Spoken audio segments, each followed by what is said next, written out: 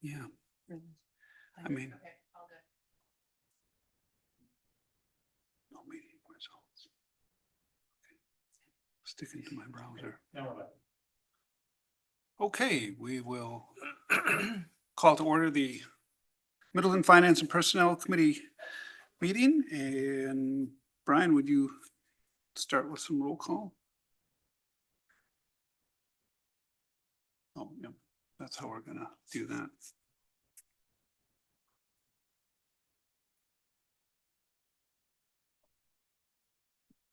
Nairo, Here.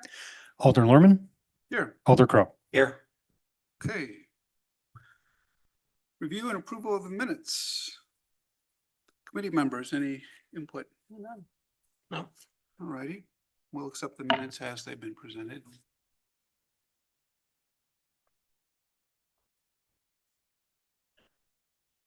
Audit of the bills. Brian, do you have any? No additions to this evening's bill audit. Okay. Do I have a motion to accept the audit of bills?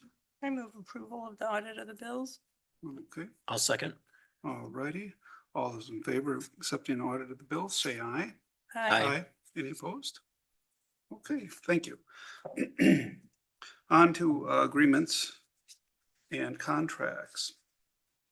First one is Destination Madison, City of Middleton, Visit Middleton 3-year agreement renewal. And I know that on our previous meeting, there was some reviews and some subject to city attorney review. Do we have any? No, it's fine. Okay. Yeah, this has been approved by both the city attorney and the tourism commission. Okay, thank you.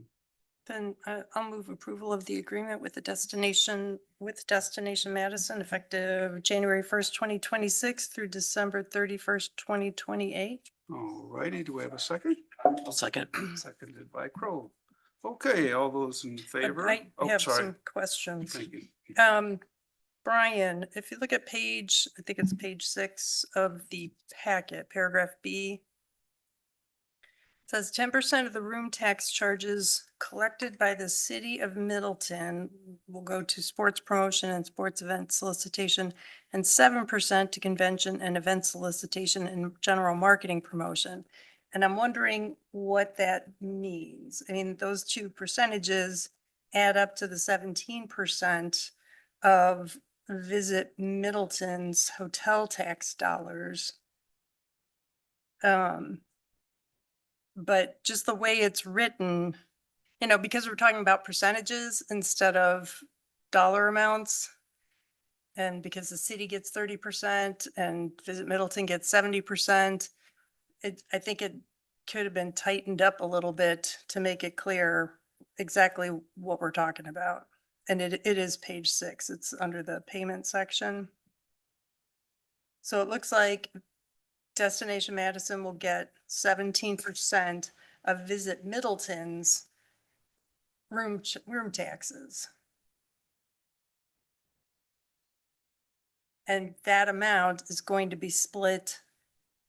10% of Visit Middleton's room taxes are going to go to sports promotion and sports event solicitation. And 7% of Visit Middleton's percentage will be going to convention and event solicitation. Yeah, and that's my understanding that we would make those payments on a quarterly basis for both those activities. Okay.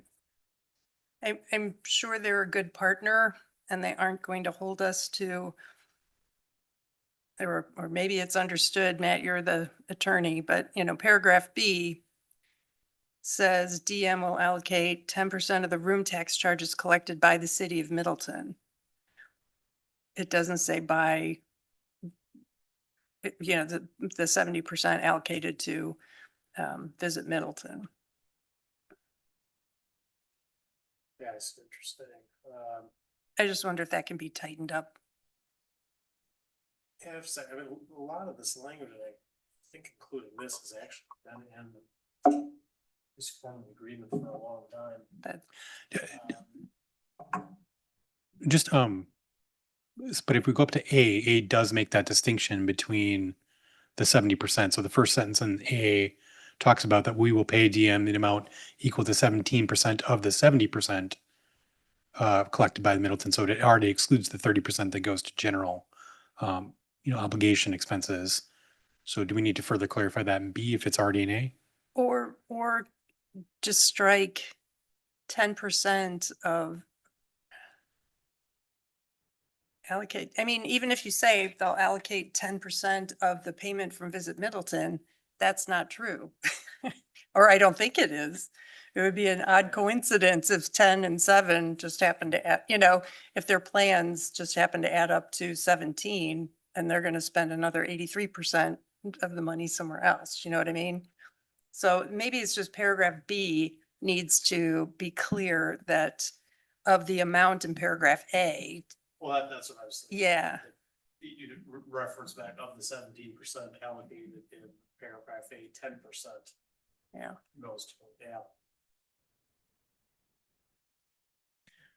Okay, if that's the concern, then yeah, whoever calls the final motion on this, maybe make an amendment to make it subject to city attorney approval to clarify paragraph B with the language that's understood in paragraph A. I will move to amend my original motion to incorporate the language Brian just cited. And I'll second. All righty.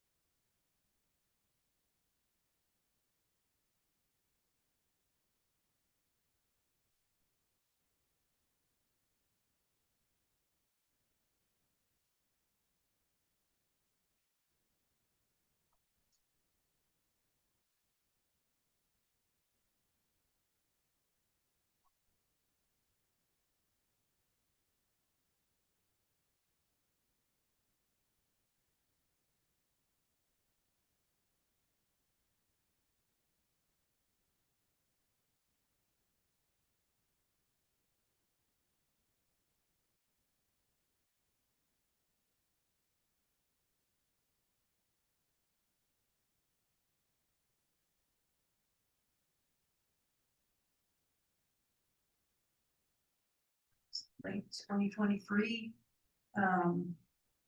maybe, it was September of 23. And we didn't approve a change to the rates because we were concerned about affordable, making housing even less affordable. A lot has changed since 2025, and I'm starting to think that maybe our Department of Education fees might not be what's driving the costs up. And so I'm just wondering if it's possible, Brian, to get a discussion of this on the agenda at either a future council meeting or committee of the whole meeting. Because I don't think council's intention was to just ignore the Baker Tilly's study and recommendations. I think we intended to come back to it, and maybe now's the time that's the only comment that I have. So you're not asking for any change on the strategic Nothing, agreement? no changes to the city development agreement So you want a future agenda item? is what you're Yeah. saying, discussions. for the council as a whole, whether it's committee of the whole or council.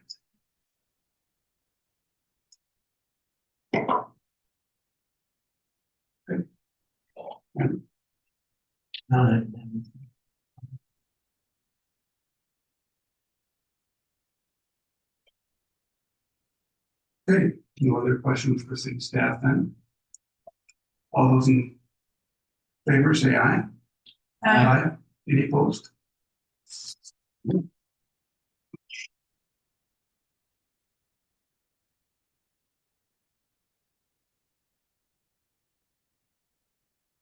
Is it votes, consideration for award bid for city hall, structure cabling and network upgrades. And here is a $30,980 fiscal impact. City of Middleton Technology Department reviewed bid of city hall structure cabling and network upgrade project. Of the 5 requests distributed to known qualified vendors, only one company submitted a bid, Right Angle Communications, and the recommendation at this time from the city staff is to award the bid for the scope of work. This is scenario. I move to award the bid to Right Angle Communications and proceed with the Cat 6A installation option at a total cost not to exceed $30,980, including optional cable removal. Right, do I have a second? I'll second. Okay, any further discussion or questions? Yes, can someone explain Cat 6 versus Cat 6A? Sure. Cat 6, the Cat 6A, one can actually carry a little bit more power.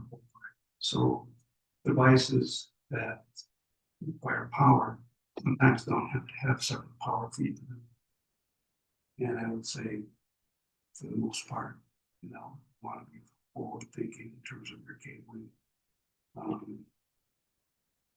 don't think there's really much of a cost impact. Yeah, it's also, it has less interference. Sorry, it also has less interference with other electrical. So if there's electrical up there as well too, it's gonna, and it's also better as far as future proofing and everything. So, but yeah, it just carries a better signal and it'll have less issues future proofing. Thanks.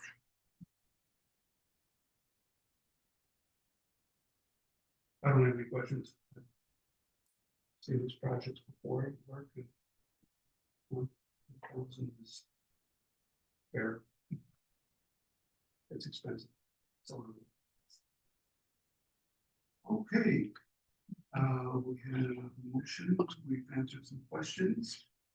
All those in favor of awarding the bid, say aye.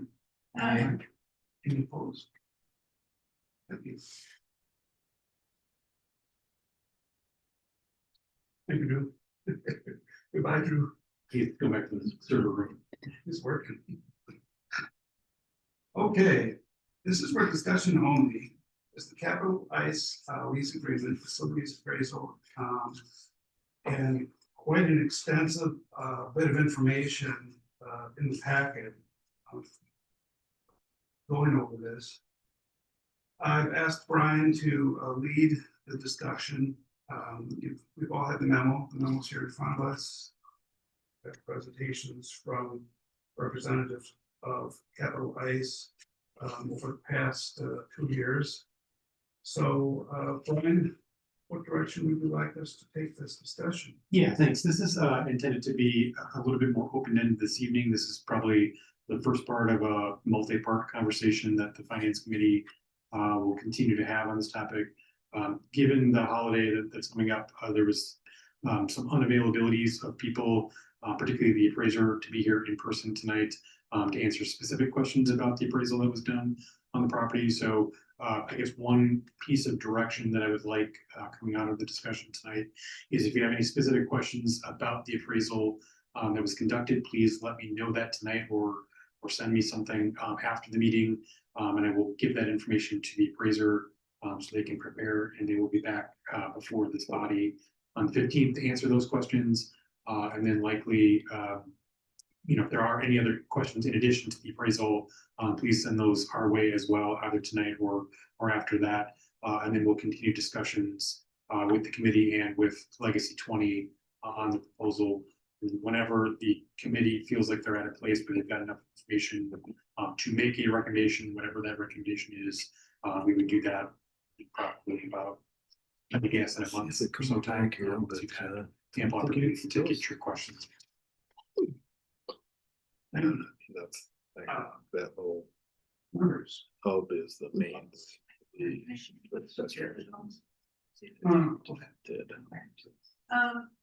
First of all, this is a very thorough memo that Bill prepared, and the appraisal was extremely thorough, so I greatly appreciate that. On page 44 of the packet, which is page 2 of the 123 pages of items, or things related to this agenda item, it says, where is it? Oh, the numbers, the impact on tourism in Middleton. The numbers that they provided for specific events, and they is the Madison Area Sports Commission. 2025 broom ball, 433,429, and I'm reading this since on the screen. The WIAA Boys and Girls State High School 2024 is over $1 million. There are 2 others, and my question is, I appreciate the information, but what exactly are these dollar amounts? Is that money spent, an estimate of money spent in and around Middleton for rooms and meals? Is that the amount paid for rooms? And so maybe we got the room tax from that. Is that the room tax? I don't think it is. So I guess I'm just wondering exactly what those numbers are, because I don't think that's explained. And then also related to that, what is this? Once we know what those numbers are, what is the estimate for the actual tourism impact is to our benefit? So, because that's a big part of that. I had a couple questions about the Sun Prairie and Verona examples, which would not, I guess not, maybe not be for the appraiser, but does Sun Prairie own the land that the rink is on? I know Verona, well, the Veronas do, it's a shared thing.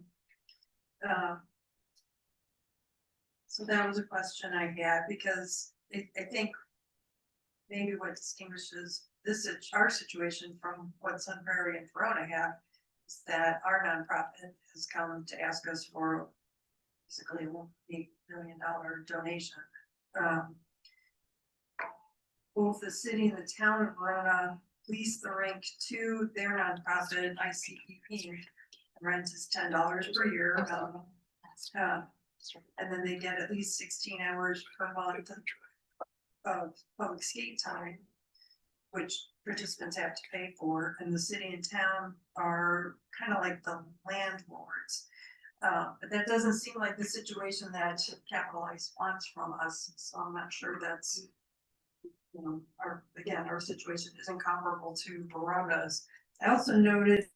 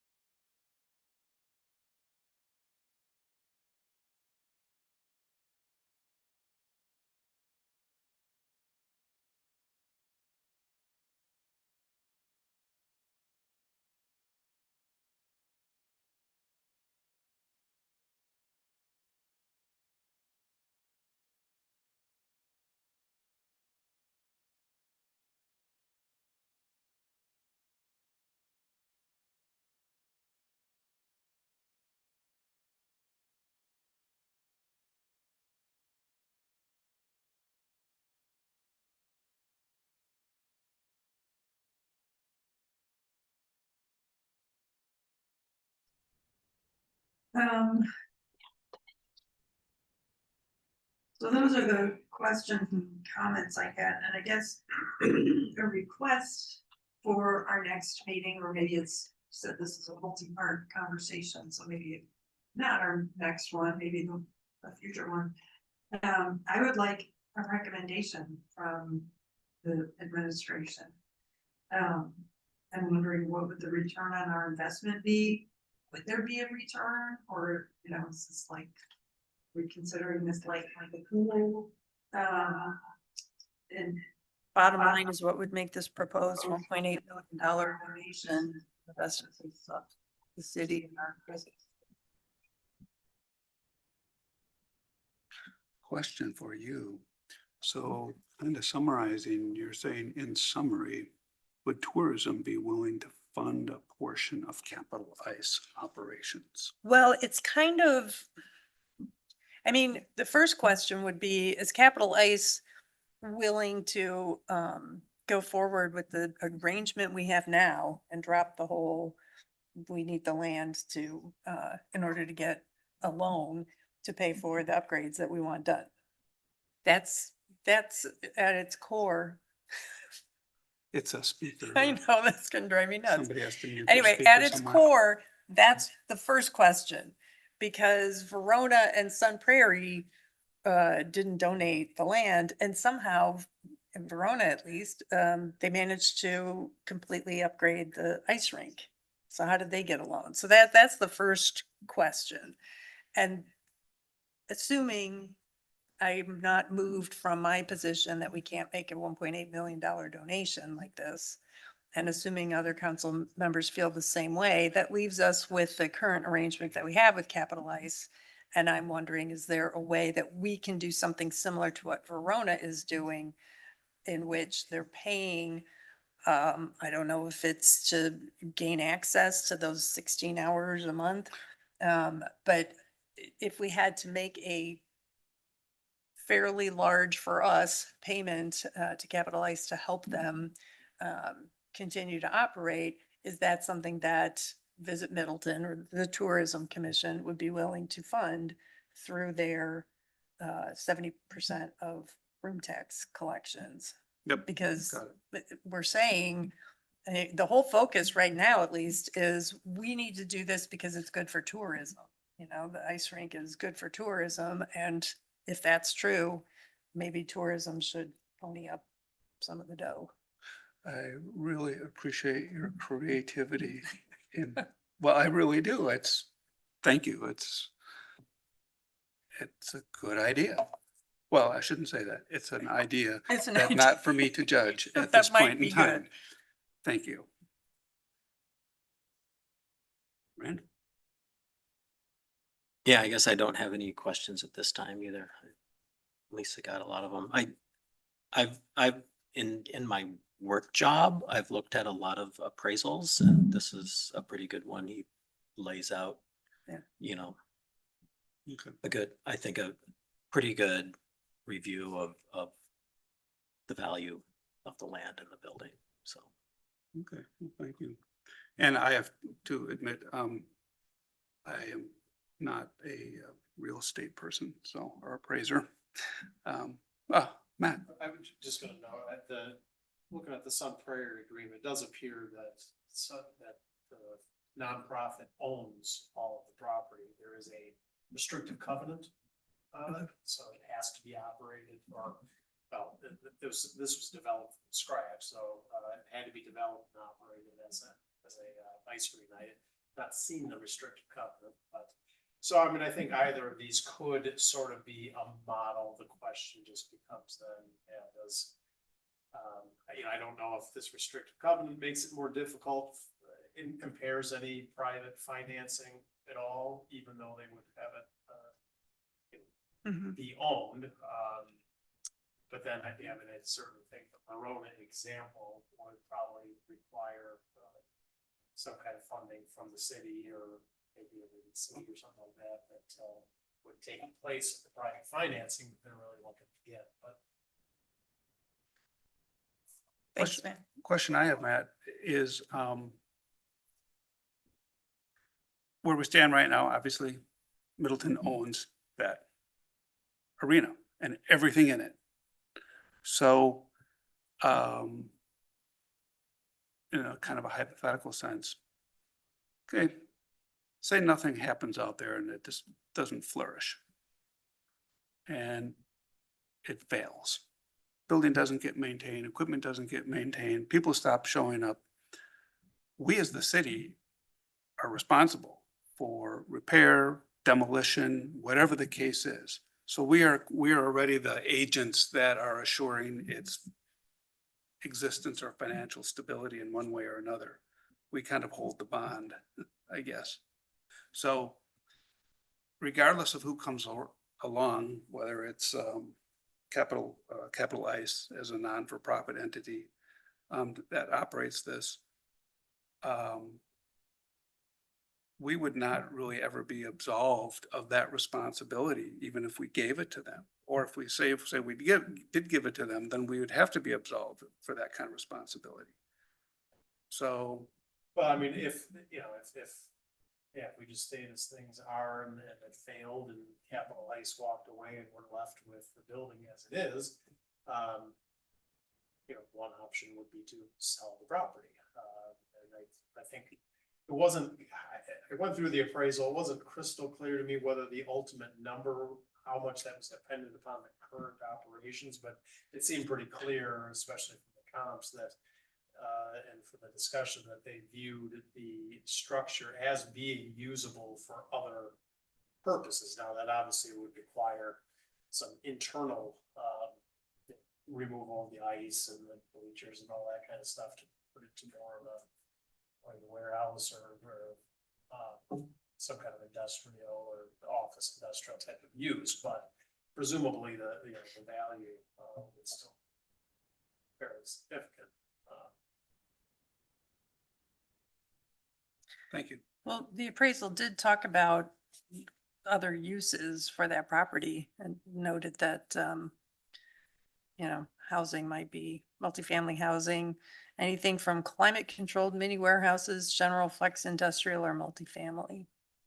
That's why I noticed that, you know, it had some out of state comps that were ice rinks, but the local comp was not itself an ice rink, so I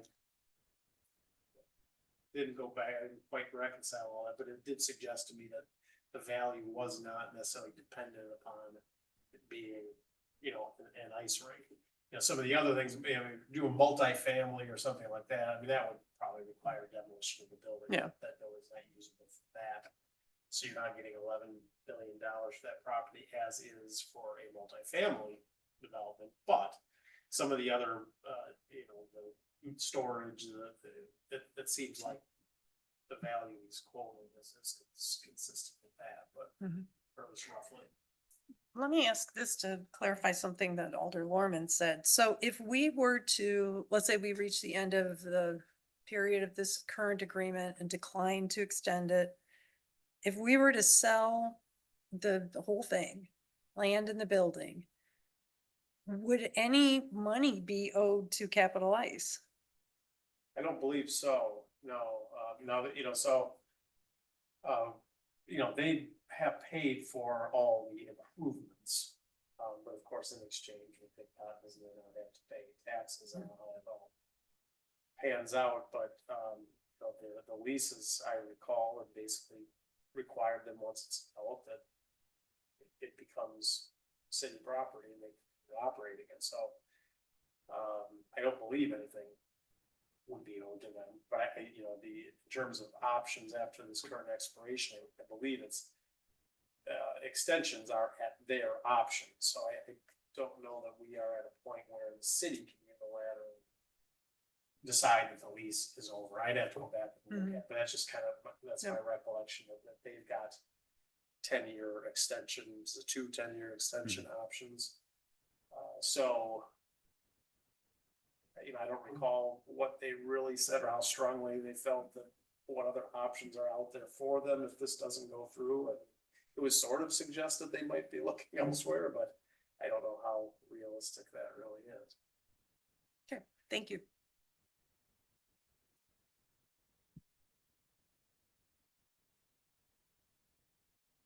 Any other questions for staff that you want us to research and provide as much information back as we can? Staff, have anything for us? Are you getting a sense from Yeah. us? Yep, of I've got a pretty what- good sense of where you're at right now, and we'll try to run down some of these questions to the extent we can prior to our next conversation on this and go from there. Would you, Is there a like time frame for when they want a decision? I feel like this just Yesterday, I mean, keeps, I- right, but I think candidly, the city of Madison decision with that ice rink a couple months ago has probably put this back on the front burner for conversation. But I don't know if they have a timeline in their mind of when they want to start the improvements on the facility that necessitates their need to get the whatever financing from the banks. That piece I don't know. okay, thanks.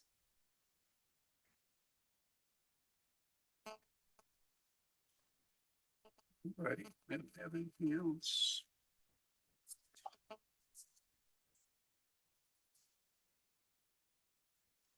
Brian, we have, I know it's not on our agenda here, but you've made note of some future agenda items. As mentioned tonight. Yep. Okay. Is it fair, at the, end of, our agenda for members to add items at this time, or should we have it as a future standing item? Yeah, I could add that as a future standing item for future agendas, but for the purpose of tonight's meeting, no, since we finished our business, we should just adjourn the meeting. Okay. Great. So then we do stand adjourned. Thank you.